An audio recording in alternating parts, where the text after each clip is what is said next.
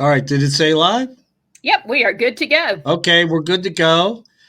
Here we are. We have Dr. Sarah Satterfield as the co-host, and me, Dr. Craig. We have to put doctor. I mean, we paid a heck of a lot of money for it, so we need to put that out there. We're Weekend Warriors series. Believe it or not, this is number 4, Yes. and I could have screwed that up, but 4 is good. 4 sounds good. Sounds What we good. want to what we want to talk about today, and I don't have any experience in it with the triathlons. But Sarah, you do. And before we got on here, we were talking about things that people want to know as far as swimming, the transition. Does the transition really make a difference, or do you make it up on the difference in terms of cycling and running? And have you had any close calls? Not to scare everybody. So the uh, the floor is yours, dear. Awesome.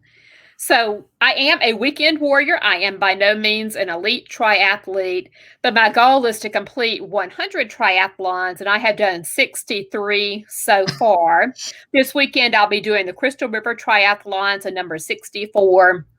We wanted to do this topic because triathlon season is about to get in full swing, and we're lucky here in Florida that we do have quite a few events that are running. The one this weekend is a sprint triathlon. With sprint triathlons, typically you have about a quarter to a third of a mile swim, generally a 12 to 15-mile bike, and then a 5K run. The one this weekend happens to be 3 miles, but generally you have a 5K. Other events that you might have in triathlon, the Olympic length, which is about double the distances that I just mentioned. You have a half Ironman, which is a 70.3, and then, of course, the full Ironman. I am training right now for Ironman Augusta, and I currently have, I believe, 6 triathlons between now and the time of Ironman Augusta.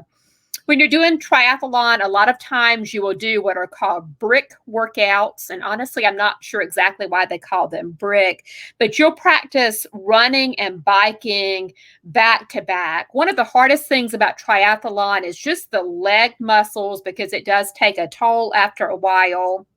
So a lot of times you're going to practice your bike workout, and then immediately off the bike, you're going to start the run. And even just running 1 to 2 miles will give you a good sense for how your legs are going to feel. When I hop off the bike, a lot of times my legs feel kind of like jelly, as many people do experience. After a few, like a half mile in, it does tend to recover pretty easily.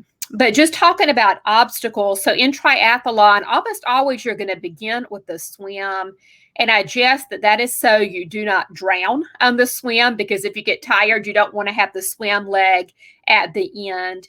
And sometimes the swim can get very aggressive. I try to seat myself towards the back of my wave.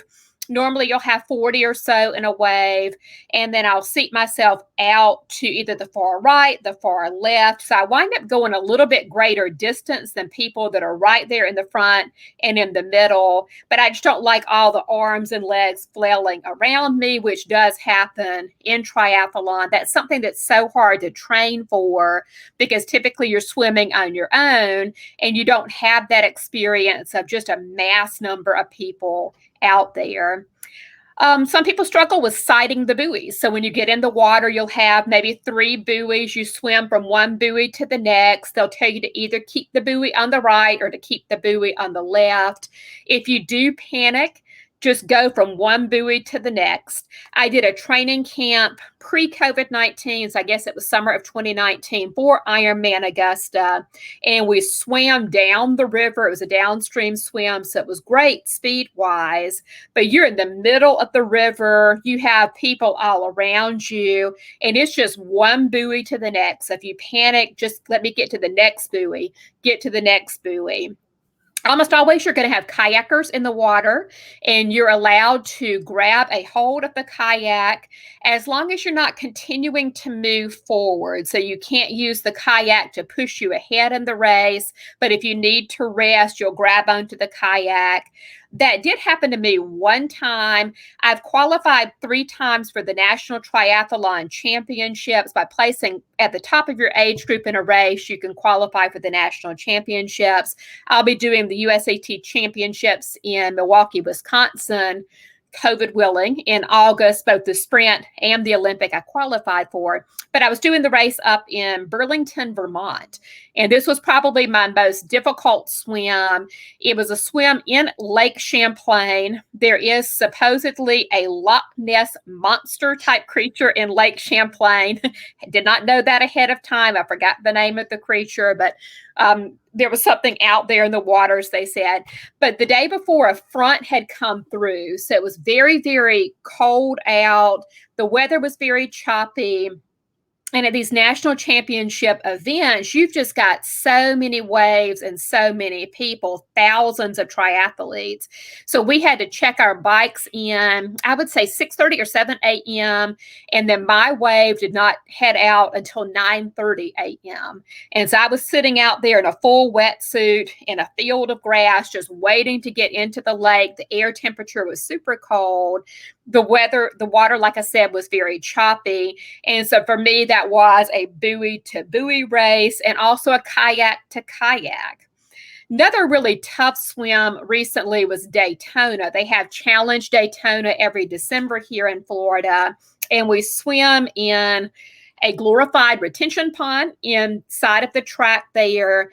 And the water was just bitter cold. It was a self-seated start. If you don't know what that means, you have to pace yourself and try to find someone about comparable in swim times to pair up with and swim next to. I seated myself towards the back. There were some very large men that seated themselves further back, and they just plowed over us as we were racing. But the water was just so cold, it just takes your breath away sometimes. So make sure that you do train in different conditions, choppy conditions, practice in lakes.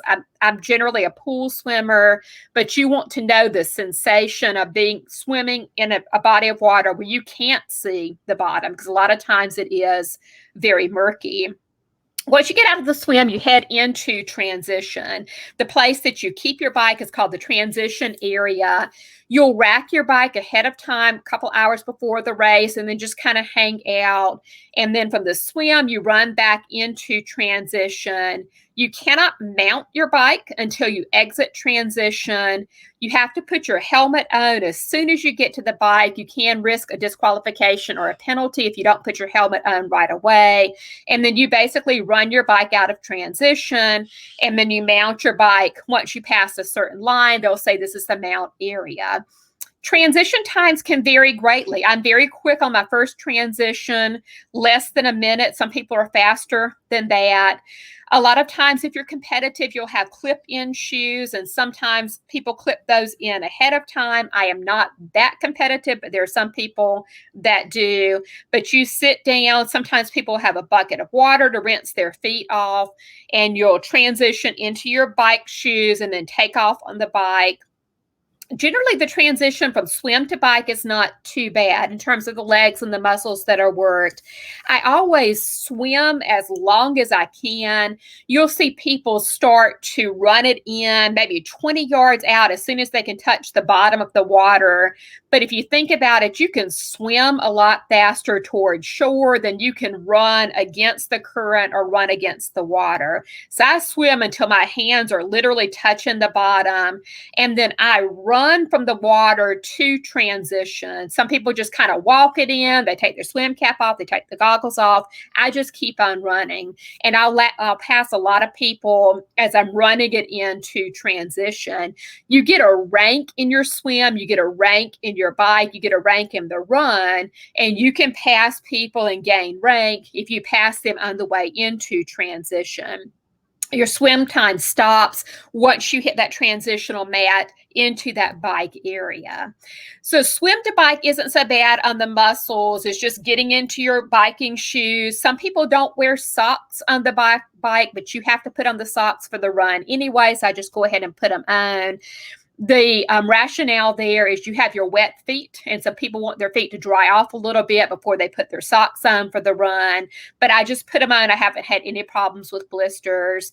You're out and back on the bike. You dismount your bike before you get back to the transition area. And then the tricky part on the legs is going from the bike to the run. And this is why people practice those brick workouts ahead of time, the bike run workouts. When you start running after you rack your bike, take your helmet off. I have accidentally worn my helmet onto the run and had to toss it to the side before. But when you start going from bike to run, your legs will start to feel like jelly. Just rely on muscle memory. Your legs know what to do. You've trained for the race, and your time isn't going to be as bad as you think. I always think like I'm running on lead legs. I'm not going to be able to go fast. But if you look at your time, your legs know what they're doing. Just get your breathing steady and don't panic as you transition from bike to the run. And then ultimately, you're going to take the run into the finish line. So you'll cross the finish line on the run portion. I mentioned last week that there are popular events now that are kind of alternatives to triathlon, but part of the same event. Crystal River this coming weekend has a duathlon, and that is where you run, bike, run. I think that they're most likely running 3.1, biking the 15, and then running another 5K at the end. Don't quote me on that. Sometimes the distances vary. They also have what's called aqua bike, and that's becoming more popular because it's easier on the knees than running. Running takes a toll after a while. But with aqua bike, you're going to swim, you're going to bike, and then you're done. So people will say swim, bike, done, and that's the aqua bike division. It is a valid division. All levels of racing do have aqua bike, and now the duathlon. So great sport. Like I said, I've done a ton of them, hoping to hit 100 in the next few years.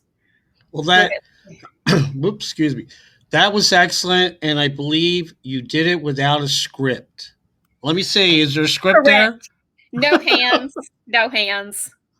Being a No. teacher, I can rattle off a long Yes. time without looking at anything. Yes. You doing it better than I can because I've been retired for 7 years, but that was excellent. I mean, people reading the script couldn't do that well. So anyway, what I wanted to ask you is, and I saw this at the one I was at, Triathlon, I'm trying to think, it was in Florida, but they had, I guess, for paraplegics. I don't know if that's the correct term because I don't know what their disability, but on the swim, the guy, I don't know if it was a guy or a woman, had like a rope waist, and then they had the person in a rubber kayak, and they did the swim pulling them along. Then they came in and they had a setup with the bike where the person was like, I think in the front, like on a car type thing where they would ride and the person. Yes.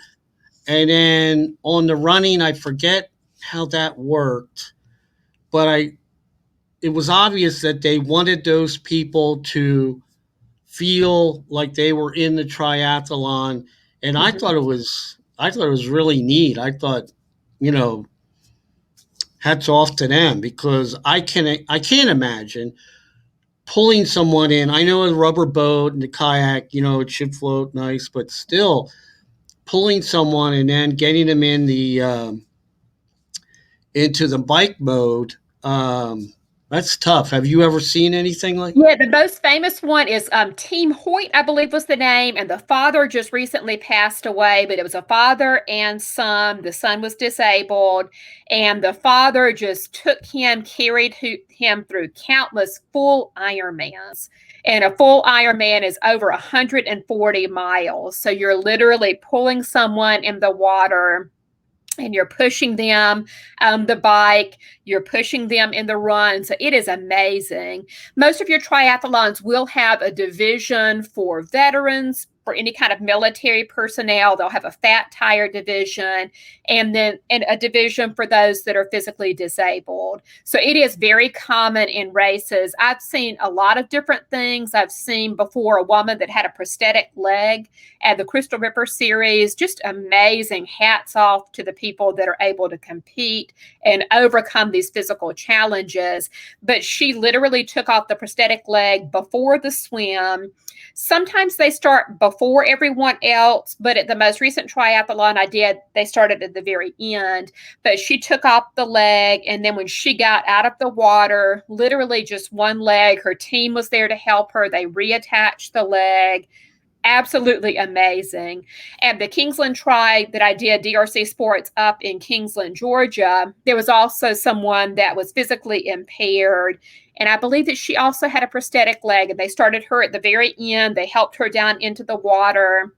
She was on a hand cycle, and hand cycles are very common for those that do have mobility, upper body mobility. And she was on a hand cycle. The terrain was very rough, so she did struggle a little bit with the terrain. But when she crossed that finish line, there was just a thunderous round of applause. It was raining that day, and it was just very difficult conditions. It was part of it on the highway, but just a resounding round of applause for her. I am part of Ocala Triathletes, and we have paired with the Special Olympics, and a couple of our triathletes do team up with Special Olympians and work with them and train with them and compete with them with different events. Summer Sports is really great. That's the one based in Claremont for supporting those with disabilities in their races. So you'll see some amazing things. I did the Tomoka Triathlon several years back, and there was a team very similar to Team Hoyt where one person pushed the other one the entire race. Yeah, after I saw that, I thought, man, that's amazing. I mean, you have to be, I think, pretty strong to Yeah. do that. So I know when I transition, like the mountain bike is a lot heavier than my road bike, and man, it's like pushing mud uphill versus the road bike. So if you have somebody, did the car? I'm trying to remember. Did the car go in front of the bike, or I think it's in the back? It went in the back, right, for the I know they ride. always push in front, but I can't remember how the bike is done. Right. So I've seen Well, the kayak on the swim, and I've seen but I haven't seen them on the bike portions. I'm not sure how the bike portion works. now I know on the running, Ansley's Angels has the cart. As a Mhm. matter of fact, we had one person that qualified for the Olympics on the push cart. There were like 8 people that they 8 slots, and she qualified on the Marathon Mania course. Yep. I was excited. She did. I'm trying to think. I think 3 hours and 11 minutes for the marathon. Uh, Amazing. and but the only I remember this that year it poured like a son of a gun. And it was cold. Everybody was wet. But I was amazed how she could run that fast, pushing someone, and it's just amazing. Hats off. They should be applauded for that. It's just it's really something like that. But um, now on the bike and everything, you can't draft anybody, correct? Correct. There are two different types of events. Almost all of your amateur triathlons are not draft legal. And if you're not familiar with drafting, that's when you're very close to the person in front of you. So basically, they're breaking your wind, so you have a little bit easier of a ride behind them. In the DRC and the summer sports events, you have to stay a certain number of bike lengths behind the person that you're in front of. If you're going to pass them, you have to say pass left, and then you pass by the person, but you can't just sit there behind the person because then you are technically drafting. That is going to be a penalty. There are some events that are called draft legal events, so you're allowed to do that, but that's going to be stated in the rules. For the most part, you have to drop back several lengths on the bike unless you're passing. On your bike, do you have a on your it's a tri bike, right? I have a tri bike and also a road bike. I had a horrific crash on the tri bike just before I Ironman remember that. Augusta. Yeah, a couple years back, lost the side of my face. And so I was somewhat It's back. apprehensive. It's back. It's back, mostly back. I've got like permanent blush there. But I did have reservations about riding the tri bike. The tri bike has a different angle. So if you're not familiar with the triathlon bike, the seat is elevated at a weird angle. So your body is pushed forward and it puts you in a more aerodynamic position. There's very little in front of you on a tri bike. So if you're used to the handlebars on a bike, you're not going to have that on the tri bike. It is faster depending on conditions. So technically, if I rode my tri bike at Crystal River this weekend, it would be a little bit faster. But I've done all my training on the road bike. So I'm going to ride my road bike. Road bike just means it has thin tires. You also have hybrid bikes, which have slightly wider tires to them. So if you're going to do some gravel, some road, or some mountain biking, some road, you can get a hybrid or full out mountain bike. And that's a more rugged bike. It's more difficult to push that one fast. And that's why they have a separate division in triathlons for mountain bikers called the fat tire division. But I do Yeah. ride a road bike. Do you have two sprocket or three on the road or the tri? I am honestly not sure. Uh-oh, I asked you a question. Yeah. Well, I have a two sprocket. The reason I ask that is when you start out, are you in the low gear or are you pumped up to the high gear and click up on that? Or do you gradually get up to the high gear? I mean, do you ever get I in the ride in very heavy gear. So for the most part, I push heavy gear because I find that I'm faster in heavy gear. If I'm going downhill, I've got super heavy gear on for the downhill. But I've been training much more in heavy gear lately. Like I said, I'm training for Ironman Augusta, and there's some pretty steep hills on Augusta. So I lighten it up as I'm ascending, of course, but when I'm coming down the hill, it's quite heavy. Or if I'm flat, it's quite heavy. Yeah, because I know on the heavy gear, uh, the top gear and everything, going up hills, I'm Mhm. like clicking down to where I'm like, I can't go any further. So Yeah, that's how I am at Claremont even. Claremont has some hills. I'm just doing the sprint at Claremont. This is the one in June. They did add an Olympic this year. Then I believe they also have a half Ironman, maybe a two-thirds as well, maybe a one-third as well. But there's some hills even on the sprint there. And so it's tough. I'm going down as low as I can trying to make it up those hills, but it's difficult. well, when I first started riding, like 2014, I had three sprockets. So, and the small one is called the granny gear. And I remember I was riding in Georgia, what's it called, Stone Mountain, Mhm. and I was in the granny gear all the time. Now with two, we have a tough up here in North Georgia. The I'm having a they have a race, not a race, but an event that goes up all the hills in September. And I don't know if I get up there with two sprockets. Mhm. The granny gear is the one I'd have to use. So they're really steep, even outside house here. I mean, I can get up these, but the ones over at Vogel, Vogel State Park, I mean, they're tough. But It is a whole different animal when you have heels in a race versus no heels. You think, oh, if you have no heels, it's going to be easy. Fast and flat is how they market those. But a friend that just did Ironman Gulf Coast said that it's more difficult sometimes when you don't have heels because your legs are constantly working. You don't get the benefit of the downhill where you can rest your legs. When you're going fast and flat, you're just constantly spinning on the bike. So there are some disadvantages to a flat race. Most people think, oh, I prefer a flat race, but there are some things to consider. The Withlacoochee, if you're training here in Florida, that's a great flat trail. I train at Santos, and Santos has a great mix of hills and flats. Lots of curves that kind of slows you down, and also lots of squirrels. So be aware that there are squirrels that kind of dart out in front of you at Santos. But it is well, a trail.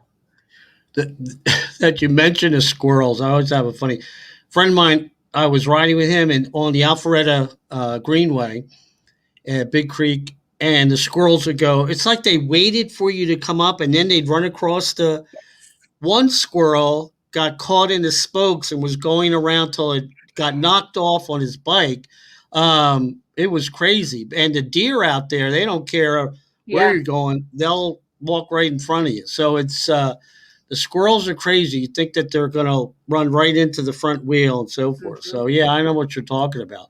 But the flat, what I find is you really have to have practice on your cadence Mm-hmm. to keep that going because yeah, when you're going up the hill, but you got that nice ride going down where you can Mm-hmm. get in a high gear and push it a little bit and coast and get your breath and stuff. But flat is flat, and you got to keep moving. You have to keep moving.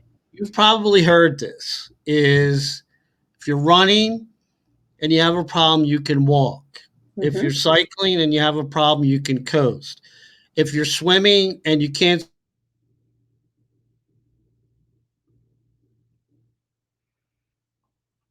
Well, I think we lost Craig. He had something taped together in his computer. I told him one time we should call this the Dumb and Dumber Show because we are not very technologically savvy. He is there I coming am. back now. There he is. I heard that. Yeah, because right now I have it taped down. It's like loose in a USB.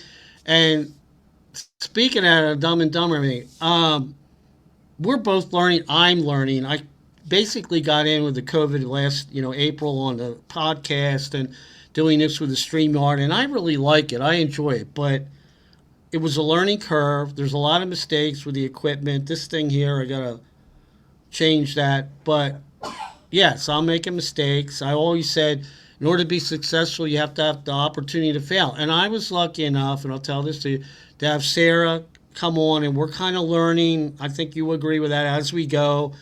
Mhm. Um, I showed you that light and everything, and the funny part is your daughter had to show you how to work it. Emma was on a couple times. Like a lot of these kids, and you know that in college, like they're so techno savvy, Mhm. you feel like a dummy. It's like it just rolls off their back on how to do this stuff. And I'm always learning because StreamYard has a lot of different things that you can use. I got Mhm. the Weekend Warriors up, and I can put all kinds of stuff.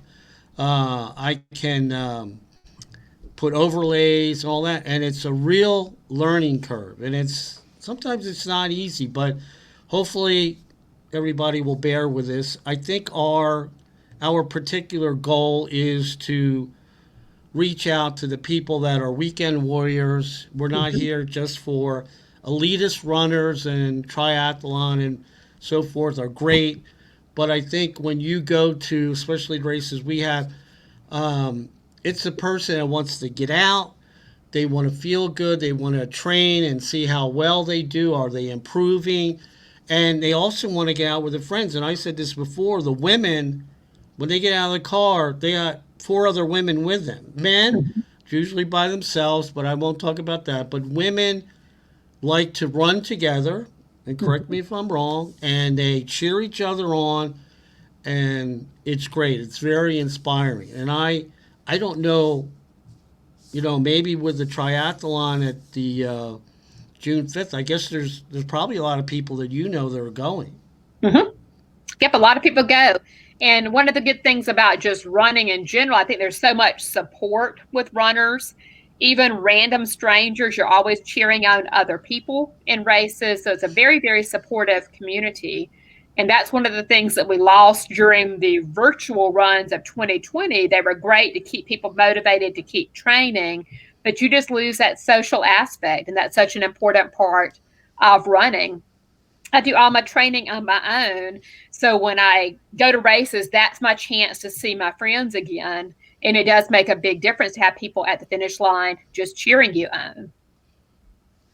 Right. And the other thing is, we started out, I talked to Sarah, we mentioned about having guests on.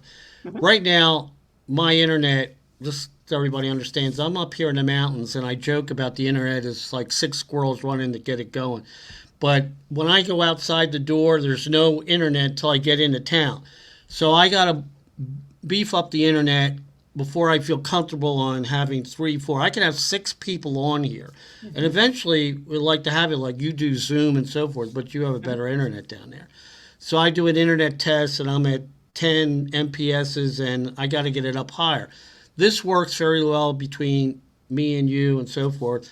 But eventually, there's a few people who want to come on board, and we're willing to, we want you to come on and talk about your story on the running and so forth. But I feel comfortable if we do that maybe in a couple of weeks when I get this internet juiced up, so I don't lose everybody. And I'm going to cement my my cord down so I don't hit the stupid thing and go off. But it is a learning experience. I really enjoy it. I learned a lot about it, especially with the StreamYard, about Facebook. Just Mhm. so everybody knows, we had over 2,000 people watch our Weekend Warriors the last time we had every Tuesday at 4 o'clock. Mhm. So we're getting there. As a matter of fact, when we went, I looked at it on Facebook.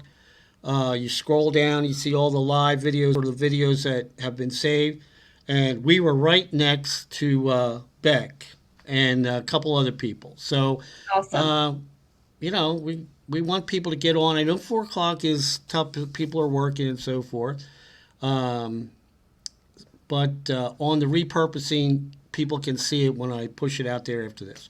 So anyway, that was great. Sarah didn't have a script or anything. It was just Yeah, that's good. wonderful, wonderful. And we'll see you the next time. But I think we're going to talk next time more about nutrition. And I'm going to talk about my story. Everybody has a story. I know, Sarah, you have one on how you got into running, your nutrition, the ups and downs of your health, and so forth. And I'm going to talk about my story, especially someone who has diabetes. Awesome. And because I'm like about, let me see, a little bit under 190. And let me see, 2011, I was 287. Mhm. And I did it basically lose the weight because my mother died from diabetes and breast cancer. So I'm going to talk about that next week, along with some other things with nutrition. And Sarah, see you later. See you And next week. say hi to your kids because we might Yes. need them for technical advice. Okay? Okay. See you next week I'll at see 4. you. Okay.